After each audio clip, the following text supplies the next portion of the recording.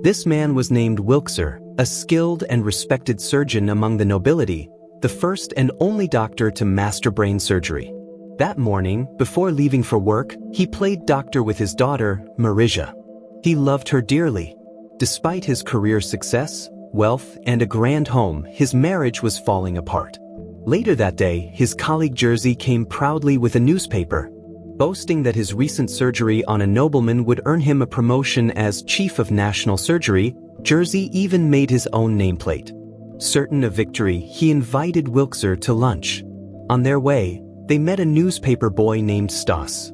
Feeling proud, Jerzy bought all his papers, but moments later, Stas was struck by a horse carriage and gravely injured. While Jerzy coldly suggested taking him to a public hospital, Wilkser insisted on bringing him to their private hospital to save his life first. Thanks to Wilkser's skill, Stas survived. That night, watching Marija's sleep erased Wilkser's exhaustion. He tried to reconcile with his wife, but she rejected him. He realized she no longer loved him. The next morning, Wilkser found Stas missing. A nurse said Jerzy had discharged him. Angry, Wilkser went to find the boy. Ignoring Jerzy's warning about hospital costs, he visited Stas's home, where a local healer was treating him. Wilkser drove the man away and, without the mother's permission, took Stas back to the hospital. The director scolded him for violating protocol but soon revealed good news. Wilkser's act of saving a poor boy had gone viral. The Minister of Health appointed him Chief of National Surgery, leading a new free healthcare program for the poor. Both he and Jerzy were shocked. The next morning, his appointment was announced publicly.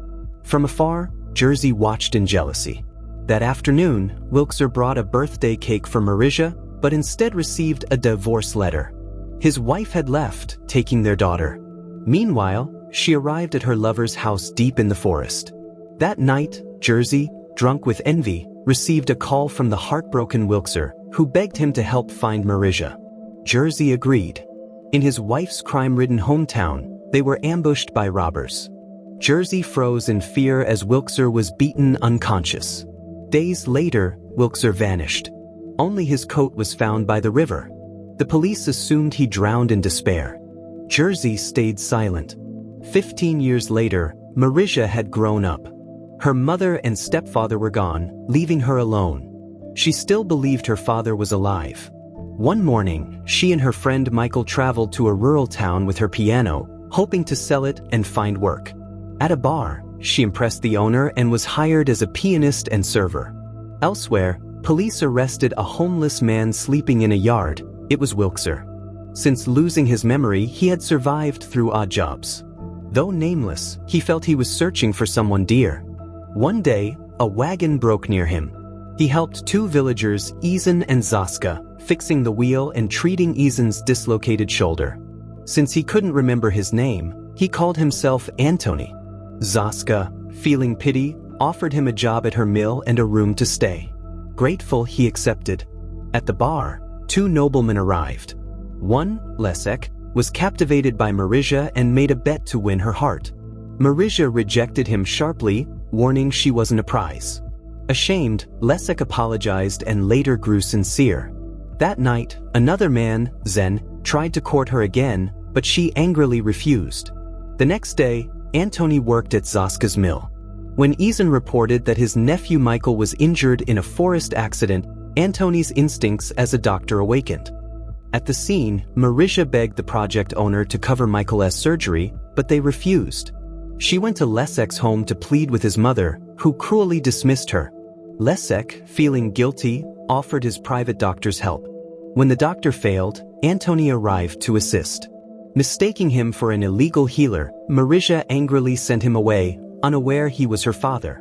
Antony quietly left, shaken by her familiar face. After Michael was hospitalized, Leszek took Marija to the cinema. Coincidentally, Antony and Zaska were there. Seeing Marija stirred flashes of forgotten memories. Later, Marija told Leszek about her past, her father's success, her mother's affair, and her belief that her father was still alive. Moved, Leszek promised to always stay by her side, softening her heart. The next morning, Leszek drove her to work. When he mentioned canceling his bet, Marija, feeling unworthy of him, asked him to stay away. A few days later, Antoni began offering free medical care for poor villagers. One evening, while playing chess, Zaska's jealousy showed. Realizing her feelings, Antoni asked her to be his partner. She agreed. The next morning, while bathing, Antoni saw a little girl playing with flowers. Memories flickered, a small child's smile from his past.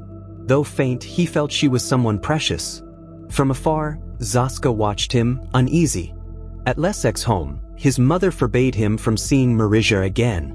Defying her threats to disinherit him, Lesek ran away. He only wanted to live with the woman he loved, not the one his mother chose. After saying goodbye, he left without looking back. Meanwhile, Michael returned from the hospital and was learning to walk again, watched by his wife and Marija. When Antoni heard about his condition, he came to visit. Frustrated and in pain, Michael begged Antoni to end his life, but Antoni examined his leg instead and decided to operate again. Just as the surgery began, Marija burst in, threatening to call the police. Michael stopped her, insisting it was his decision. She left, and Antoni continued the operation. Later, Marija was shocked to find Lesek working as a waiter. Zen, jealous, picked a fight, but Lesek easily defeated him. Lesek told Marija he wanted to prove his love was genuine and that he had planned to propose to her. After he left, the bar owner urged Marija to follow him, reminding her that regret hurts most. She ran after him and kissed him. That night, Zen, burning with jealousy, cut the brakes on Lesek's motorcycle. The next day, screams echoed near Zaska's house. Lesek and Marija had crashed. Antoni examined them. Lesek's leg was broken, Marija's skull fractured. The doctor said he could only treat Lesek, as brain surgery was beyond him. Only the late Dr. Wilkser had the skill. Antoni begged to take Marija to Dr. Jerzy, Wilkser's old colleague, but Lesek's mother refused. After Lesek was taken away, Zaska revealed she had stolen surgical tools. Though unsure, Antoni decided to operate to save Marija's life. The surgery succeeded, but Antoni remained anxious. Zaska tried to comfort him, but he left for the city to find Dr. Jerzy. At the hospital, Jerzy was stunned. Antoni was actually Professor Wilkser, his old friend who'd lost his memory. After hearing Marija's story, Jerzy agreed to help. Back home, Zaska cared for Marija when Lesek's family doctor returned, threatening to report Antoni. Zaska fought back, accusing him of neglect. The doctor left in shame. That afternoon, Jerzy arrived, amazed by Antoni's precise work. Marija soon woke up. After checking her, Jerzy advised she stay with Zaska. Before leaving, he told Zaska to inform him if Antoni regained his memory. She refused. She didn't want to lose their peaceful life. Jerzy understood and left quietly. Abroad, Lesek's parents visited him. His mother lied, saying Marija had died. His father, disgusted, said nothing. Weeks passed. One rainy night, Marija went to Lesek's house but was told he was overseas. She left a letter with the servant. Soon after, Michael recovered. He and Marija thanked Antoni. Marija said she wanted to study medicine to help others. Antoni encouraged her. When asked about Lesek, she said he had gone somewhere she could never reach. At home, Lesek's father found Marija's hidden letters, realizing his wife's deceit. He told Lesek the truth, who was overjoyed to learn Marija was alive. Later, Lesek's mother confronted Marija, threatening to report Antoni if she didn't stay away. A co-worker overheard and warned Antoni. That evening, Antoni apologized, but Marija said he had done nothing wrong and hugged him. The next morning, Antoni surrendered to the police, confessing his crimes.